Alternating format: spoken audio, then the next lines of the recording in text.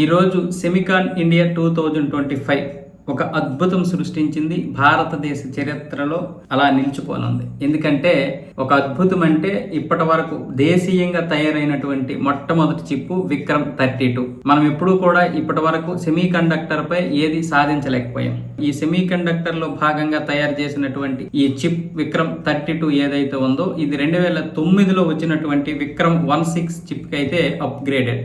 దీన్ని మన ISRO the semi conductor laboratory సంయుక్తంగా నిర్మించాయి. ఇది 55 డిగ్రీల -సెల్సియస్ అంటే చలిలో, అలాగే +125 డిగ్రీల వేడిలో కూడా ఇది పనిచేసే విధంగా అయితే దీన్ని తీర్చిదిద్దారు.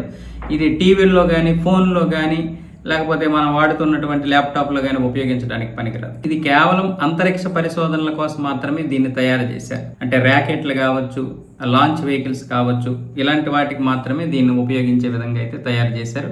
ఇది అన్ని విధాలుగా దీన్ని పరీక్షించారు కూడా. అంతరిక్షంలో అన్ని డిగ్రీల్లో, ఆ వేడిలో, చలిలో, అలాగే రేడియేషన్ పరంగా అన్నిట్లో చెక్ చేసిన తర్వాతనే దీన్ని ఈరోజు అయితే ప్రవేశపెట్టడం జరిగింది. నరేంద్ర మోదీ గారు కూడా ఈరోజు సెమికాన్ ఇండియా 25 సభకు అయితే వచ్చారు. అందులో నరేంద్ర మోదీ గారికి అశ్విని వైష్ణవ్ గారు అయితే ఈ చిప్ను అందించడం జరిగింది.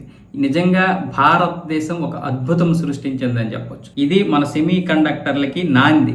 ఇప్పటికే 6 సెమీ కండక్టర్ల ప్లాంట్లు అయితే భారత ప్రభుత్వం ప్రయత్నాలు చేస్తుంది కదా. ఒరిస్సా, ఆంధ్రప్రదేశ్, రాజస్థాన్ మొత్తం ఇప్పటికే 65 కోట్ల రూపాయలు అయితే కేటాయించడం జరిగింది. మొత్తం 1,10,000 కోట్ల రూపాయలు ఈ సెమీ కండక్టర్ ప్లాంట్ల కోసం సిద్ధం చేసింది కేంద్ర ప్రభుత్వం. ఇప్పుడు ఈ సెమీ కండక్టర్లు తయారు చేస్తే మనకి ఉపయోగపడుతుంది, అలాగే విదేశీయులకు కూడా మనం అమ్మడానికి ఉపయోగపడుతుంది.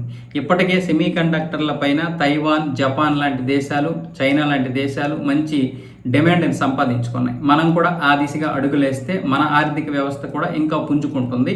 ఉద్యోగ అవకాశాలు కూడా చాలా బాగా వస్తాయి.